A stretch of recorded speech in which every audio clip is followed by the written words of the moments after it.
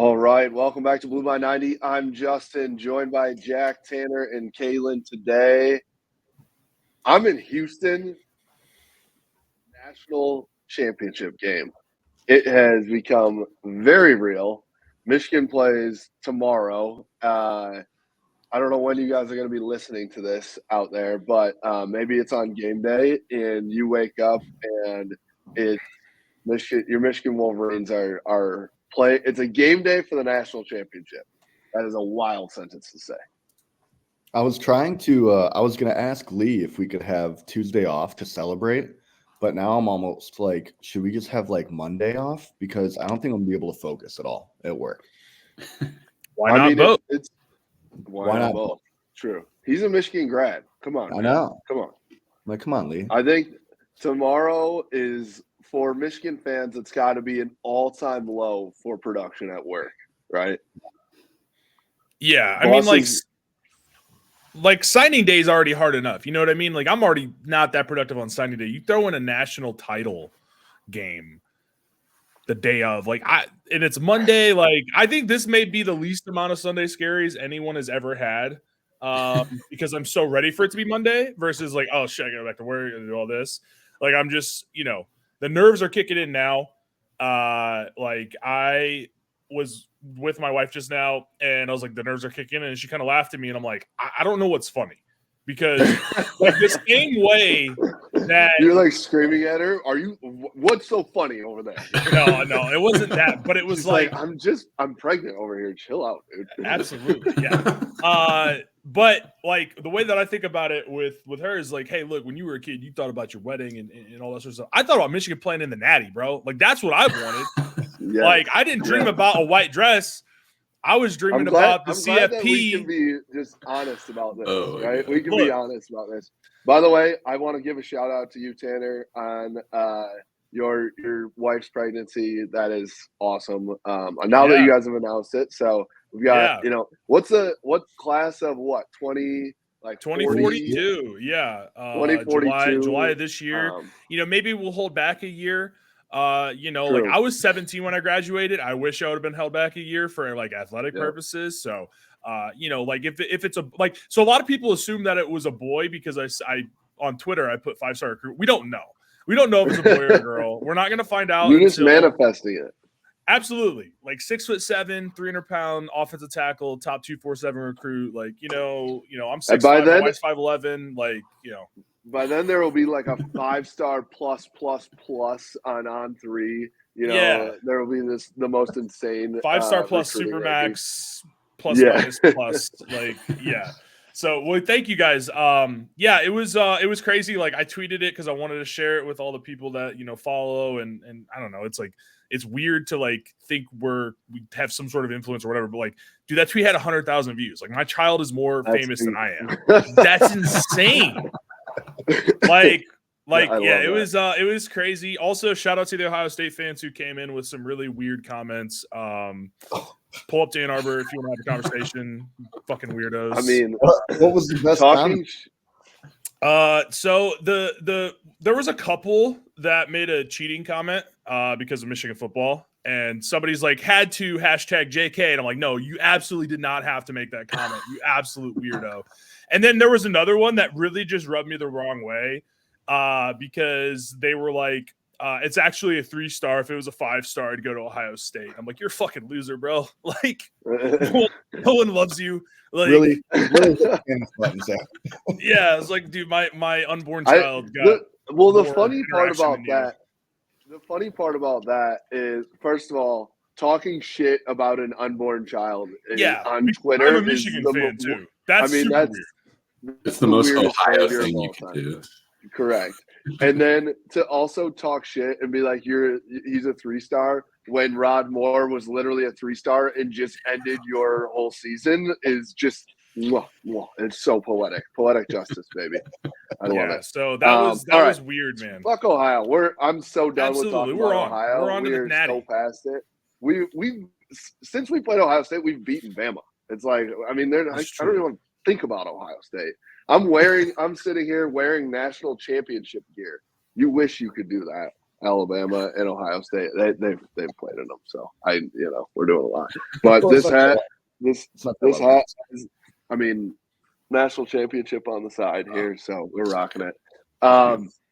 Yeah, man, the vibes are so high here in Houston. We were out at the bar, and just it's like one of those things where random strangers become best friends. I think we talked about it on the last pod at the Rose Bowl, where you're just like instantly best friends with everybody that's wearing maize and blue here, and you're buying people drinks, they're buying you drinks. We at the bar last night, and just everyone all of a sudden, like, it takes 2 seconds and you're in the deepest conversation about Michigan and about the national championship and going after it. So I love it. The maize and blue next to the black and gold of the national championship stuff looks so good. It's branded all over here. It looks awesome. So I don't know, boys. I can't believe we're here. I can't believe it's finally here. I agree with you, Tanner. Like, this is I've never wanted a weekend to go by so fast than this weekend right now. To get to a Monday, you got to be kidding me. It's unbelievable, and I keep all weekend. I've thought about, like, Kalen and I, like, we've been friends for 20 years now, and I remember hanging out in his basement, just like playing video games. And his dad had a 97 national championships flag, like, hanging in the basement. And I always thought it was like the coolest thing ever. And I'm just like, man, I can't wait for the 2024 national championship flag to come out, because I'm going to buy that thing right away and just carry it around everywhere I go. Wear it like a cape. I'll be like a little weird kid with a cape, 2024 national championship flag on for probably the rest of the year. Absolutely. I think Don's probably got one on pre-order now already. So. Yeah. Yeah, no, it's been such a long time coming as a Michigan fan. Like, so many great moments that have, like, made or broke our season, unfortunately have gone the wrong way, but, like, we've just been on the cusp of it. So it just feels so good to finally, like, make it there as a Michigan fan. Yeah, man. And I think my dad and I were talking about it, which it's so funny too, when you're like, we were on the way here. We had a layover in Chicago, flying here, even just yesterday, just chatting. And we could be sitting here doing anything. And like I said, in a split second, we're just talking ball. Just like you could be in any conversation, then you just go straight into, like, talking about the Jake Thaw play or something like that. So hold on. Can you guys hear that? No. Okay. It was the phone. Sorry. Okay, 7:56. Can you clip that? Not going to, but okay. Not going to. All right, we're just going to roll with it. We'll be fine, yeah. Right. Justin's very popular. That's the gist of it. My wife. So,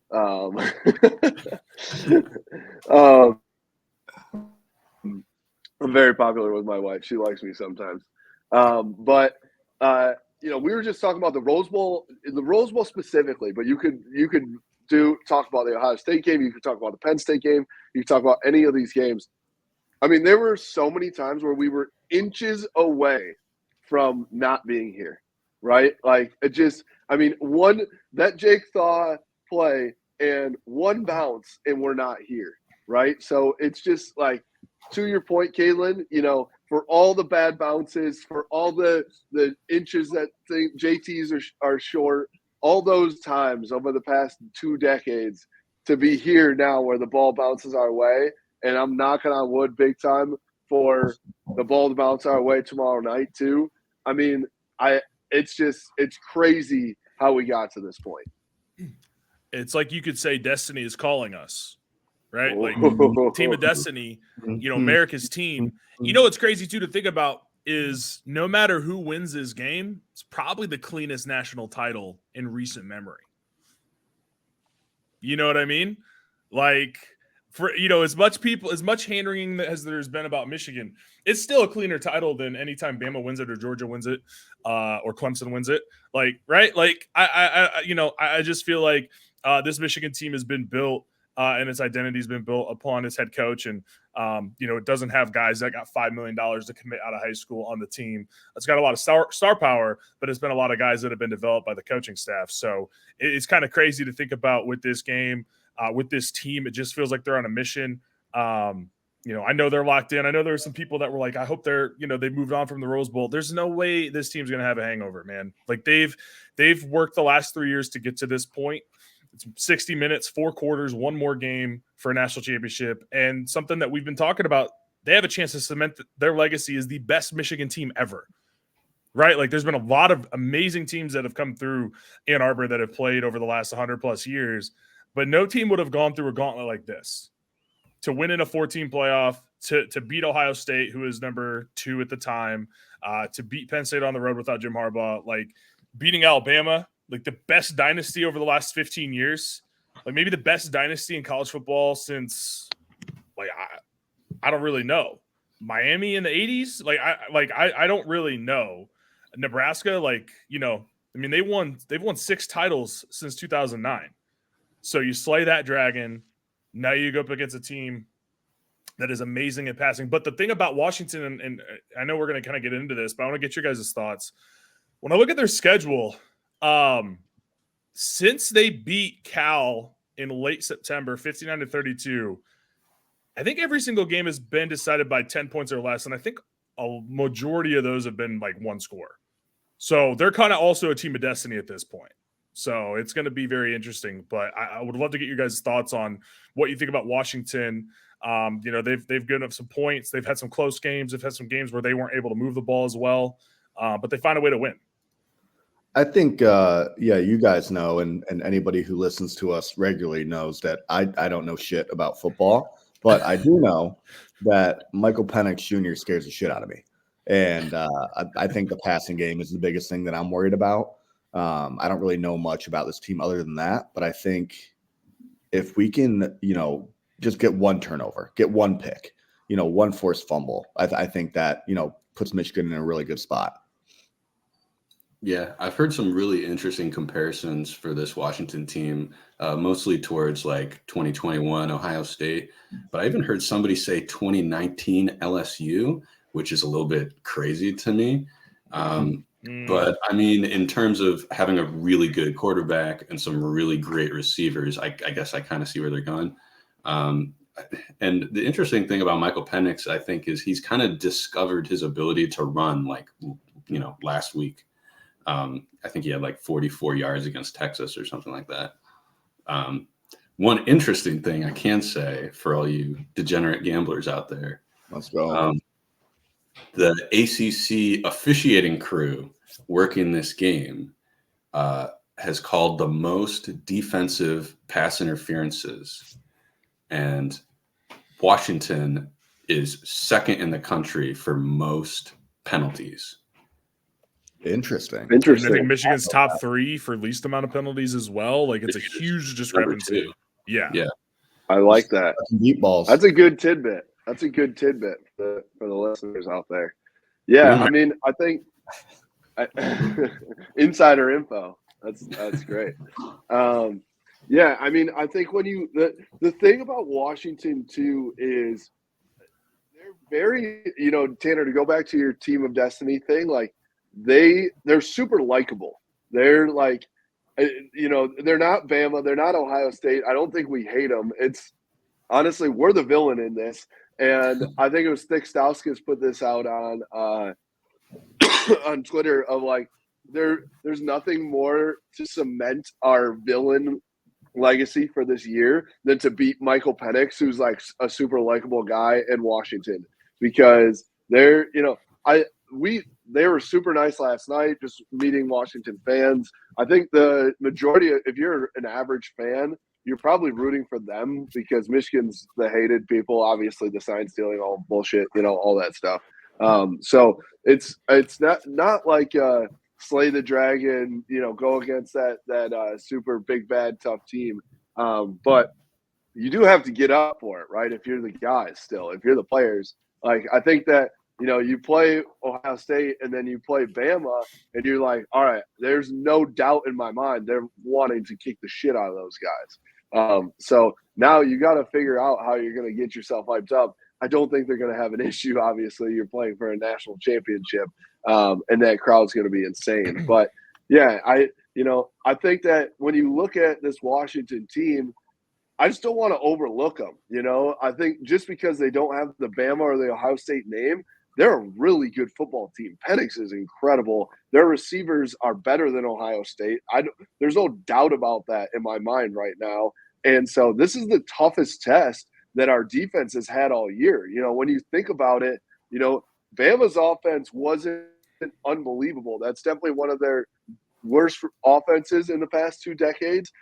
So how do you guys think our defense fares against this high caliber offense? Definitely the best offense that they've seen all year. Yeah, I think that's what's the most exciting matchup for me is because Washington, they won the Joe Moore Award, right?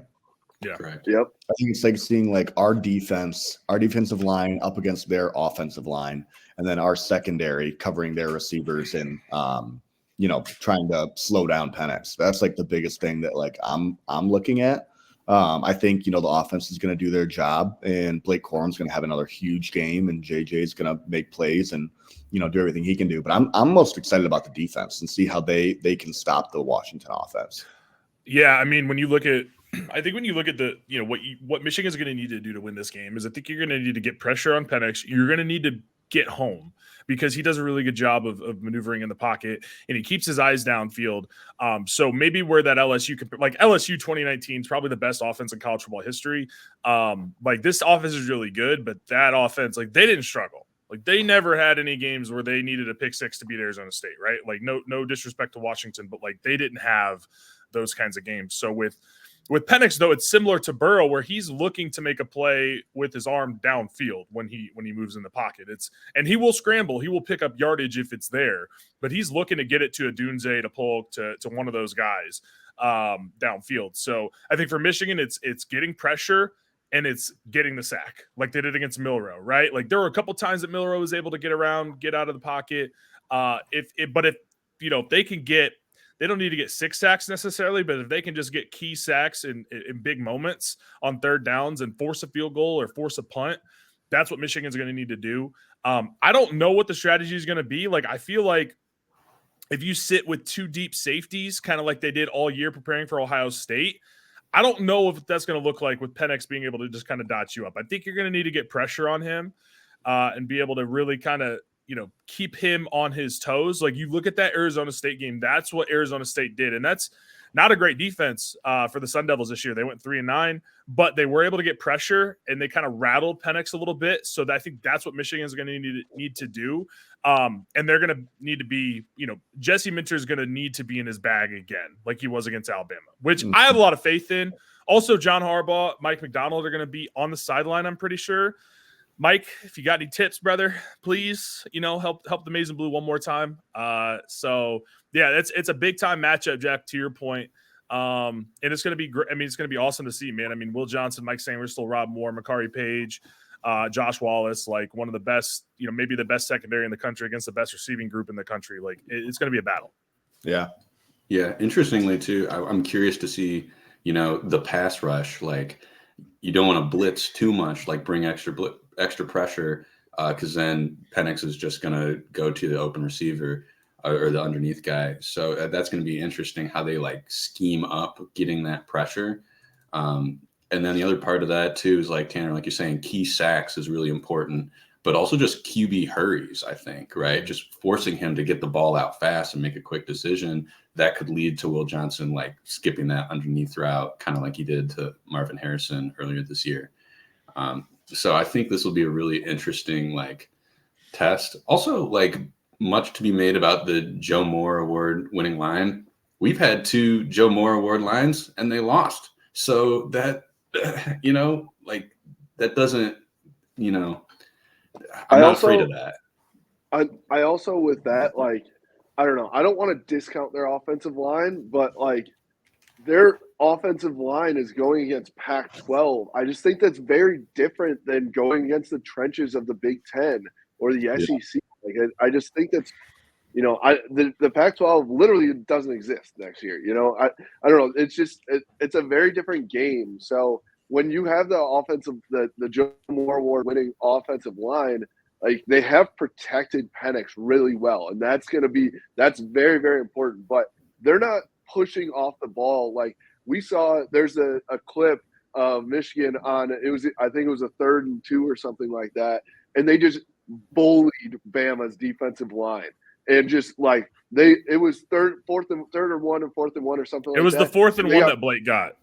And they got 5 yards. I mean, they were 4 yards down the field before he even got to the line of scrimmage. And like, I just don't see Washington's offensive line being able to do that.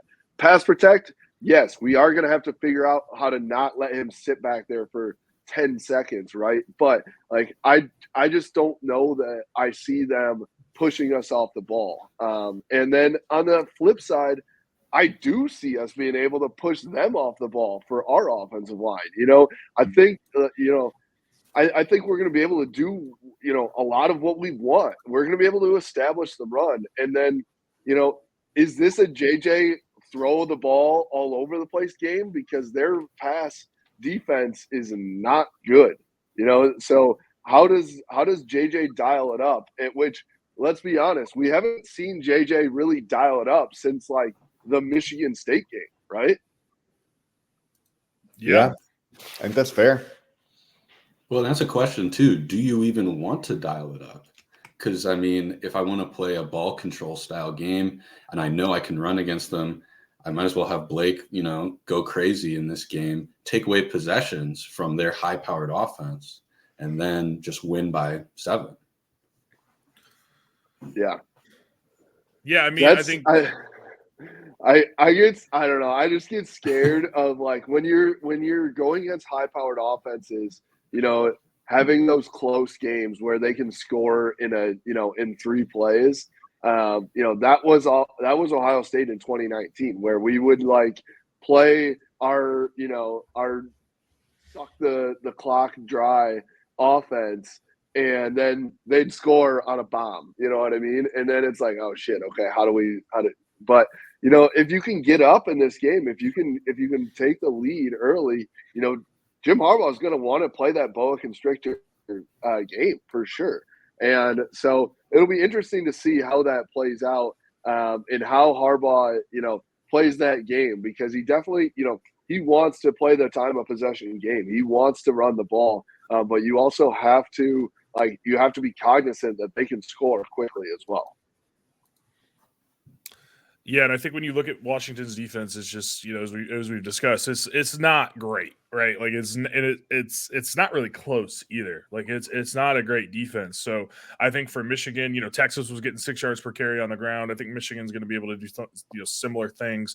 We talked about this on the last episode. I thought Carson Barnhart really kind of acclimated himself at guard really nicely over the last month of bowl prep. Like I thought he looked a lot better in the Alabama game than he did in the Iowa game, right? So I think that they're going to be able to move the ball with Blake. There's going to definitely be some trickery in there. I think JJ's legs need to be involved as well. For the potential just to keep the linebackers honest. Like I'm always a big proponent of having reads on runs, just for the simple fact of like watch the Penn State game in 2022. Both long touchdowns from the running backs were because the linebackers had a false step and were like, oh, JJ's going to keep. Oh, never mind. Donovan Edwards is busting it for 65 yards. So I'd love to see more QB runs. QB power I thought was really effective. Khalil Mullings as a lead blocker has been unbelievable this year. So just finding ways to get him on the field. In the pass game, he looks great too. So I think Michigan's really going to be able to move the ball on offense. And I think it really does come down to the red zone, right? Like, can you convert on your red zone opportunities on offense, and on defense, can you force them to kick field goals? What do you guys think too about, I believe the stat was that Michigan had motion against Bama on all but 2 plays. I think it was, do you think they're going to do that again? We have a lot of motion in our offense regularly, but not that much, not every single play, right? Do you think they go with that type of thing again, or was that just a specific Bama? I think you can, because I think it creates confusion for the defense, right? I mean, it works against Bama. It's probably going to work against most teams, right? Because you're confusing a Nick Saban-led secondary in defense. Like, I think you can utilize that. Like, how many times, like, both of Blake's catches, very subtle, but he just switches positions from one side of JJ to the other, and then nobody goes with him. Like the touchdown that he scored on their first touchdown drive, he fakes right and then just goes, and nobody comes with him. He's wide open. And then on the 4th and 2 for the season, he just flips around and he's wide open. So I think there are definitely opportunities. Like, I've always wanted Michigan to do this more with Roman Wilson, like get him going. Like get him motioning, and then maybe it's a whip route or a drag route or something where it's an option route where he can find a hole in the zone or whatever it is. Like, I think there's a lot of opportunity for Michigan to be able to utilize motion, pre-snap motion, and get good matchups. Like, I don't necessarily think they need to, but why wouldn't you? It's the last game of the year. You can't put anything more on film. Like, empty it all out. Like go call and play the best offensive game you can. At this point, like you have 9 months or 8 months until the next game. Like there's no putting things on film. Like it's for all the marbles. You know what I want to that we really haven't done in forever is just a deep ball. Like honestly, JJ hasn't thrown a legit deep ball in forever, and I feel like against this secondary in this game, like this is the time where you have Roman on a double move and you try and get a 75-yard bomb like Nico Collins had last night. Like that's honestly what I want. I mean, I think you could probably get them on the orgy pass as well. Like if Mullings does a double move or even breaks it off, like honestly, I think you can throw, like you said, like throw all the wrinkles in, but also don't get too cute. That's what we've had in the TCU game where it's like, all right. I think we've learned from that, where it's like, yes, you call those wrinkles at the right time, but then when you get down to the 1 yard line, you have Blake do the Superman and jump over the pile, right? Like just do that, right? And so it's like stay to your lane, right? Stay to what you do well, but throw those wrinkles in at the right time. I thought that they did a really, really good job of that against Bama. And it worked on so many levels. So I don't know. Are you guys getting nervous yet? I'm just talking about this as we know. Yes. I can't wait. Never been in this scenario, man. Right? Like never been in this situation. I was 2 in 97, so I don't have any conscious memories of it. So this is a first. But man, it's we've been there with basketball, right? And basketball's I love Michigan basketball, but it's a little bit different of a feeling for football. So yeah, nerves are kicking in, stomach pains. Like I don't know if I need to hit up a doctor. Like my stomach hurts sometimes when I think about it, just the nervousness of it all. So yeah, man, it's here. Like making an urgent care visit, have big plays in the game tomorrow. Brother, WebMD, I'm gonna self-diagnose this shit. But yeah, nerves are here, man. Nerves are here. Nerves are here for sure. I think just excitement is here for me too. I mean, being down here is like everyone. It's just if you ever are able to go on, whether it be just an away game or a bowl trip or a playoff game, or obviously if you can go to the national championship, do it. But it's like it is an unbelievable feeling to. It's an unbelievable feeling to just be around a bunch of Michigan fans where the stakes are this high. Your team is 14-0, and you feel very confident going into this game.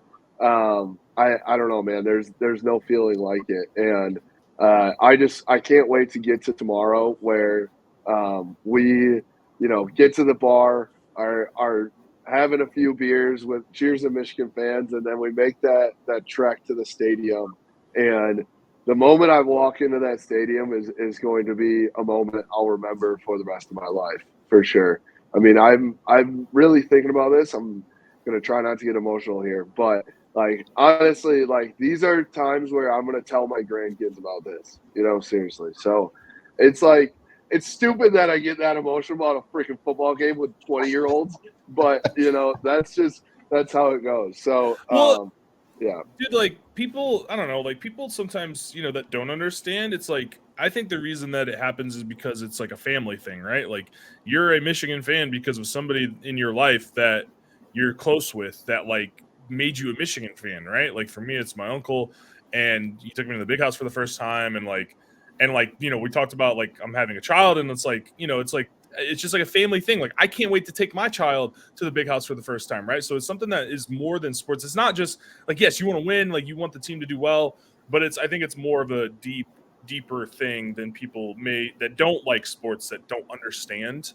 I'm sure we all have, we're all Michigan fans because of somebody in our lives, right? And so I think that's the really cool thing, and I think that's why it means a lot to people. Like, I don't know, man. It's just it's crazy to think about Michigan being here. Like it's something I've wanted my literally my entire life, dude. Like I've wanted this for so long. I remember being in middle school, be like, damn, bro, like it'd be so cool to be up there in the BCS rankings, like to do anything, like when Michigan was not good.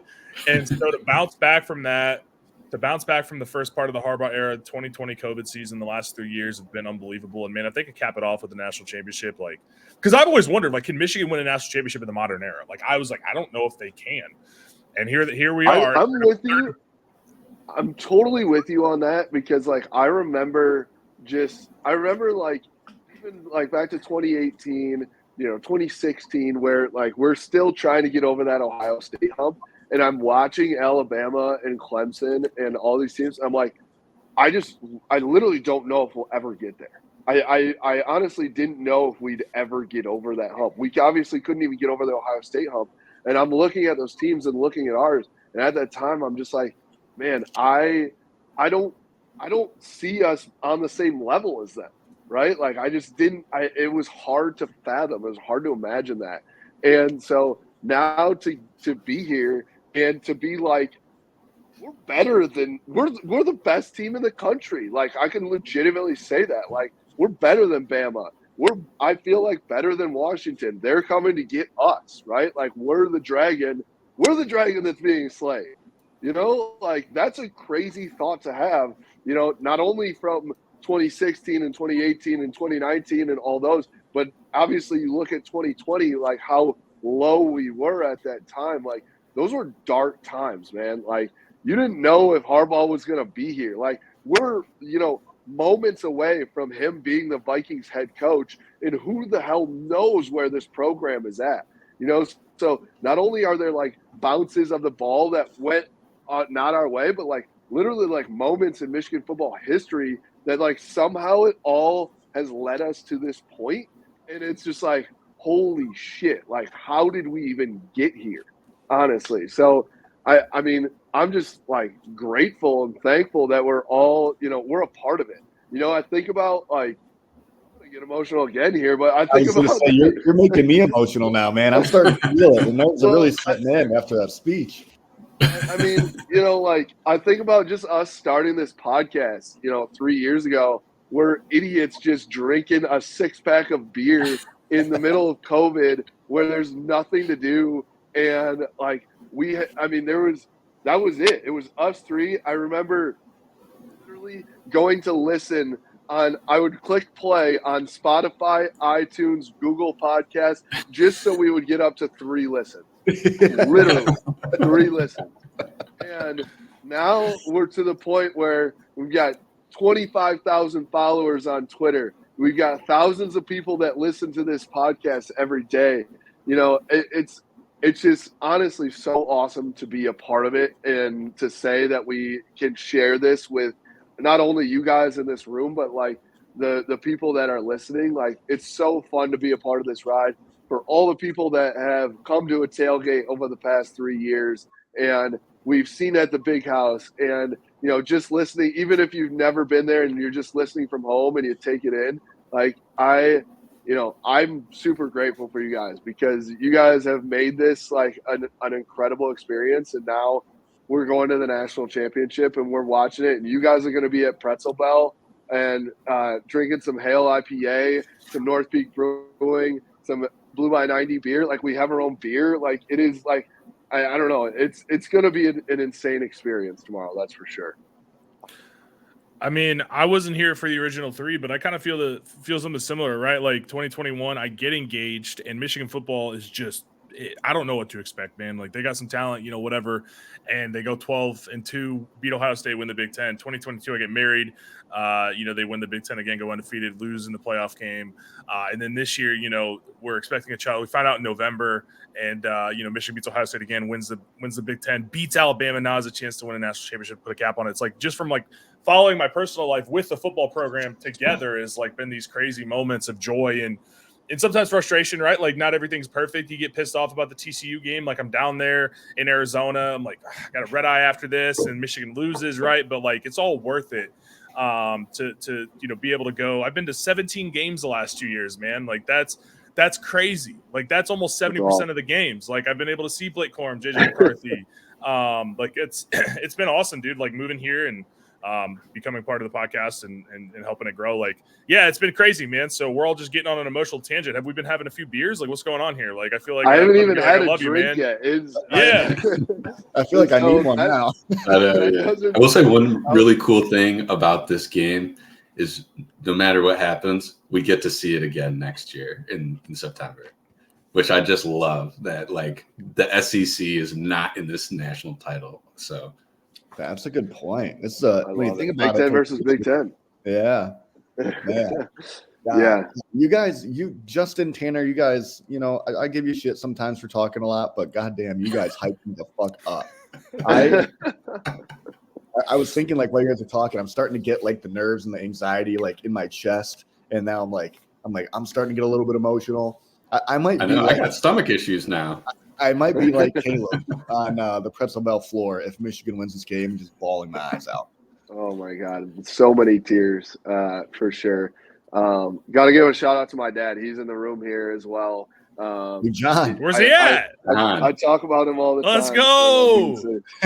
There he is. Look at this guy. What a beauty. He's got his Blue by 90 wristband. I don't have a Blue by 90. We got Blue by 90 wristbands? It's from 2021. Are we undefeated with that? The only time he didn't wear it was versus TCU. So he's got it on. And so here we are. So, I mean, being able to experience this with him is awesome as well. And yeah, I'm stoked to be here, man. I hope that we are recording a pod on Tuesday and crying tears with no voice, and I'm smoking a stogie or something like that. And I hope we can get there. So, yeah, it's going to be a hell of a ride for all you Michigan fans out there. Enjoy the day. Enjoy the game. Hug your people. Hug your Michigan fans. Tell everyone you love them because we're here, baby. We're playing in the national championship. So, for us, you can follow us at Blue by 90 on Twitter, Instagram, Facebook, at Blue by 90 Podcast on YouTube, and BlueBy90.com. We appreciate you. Let's go win a Natty. Go Blue. Go Blue. My heart is beating through my chest right now. Go Blue. Go Blue.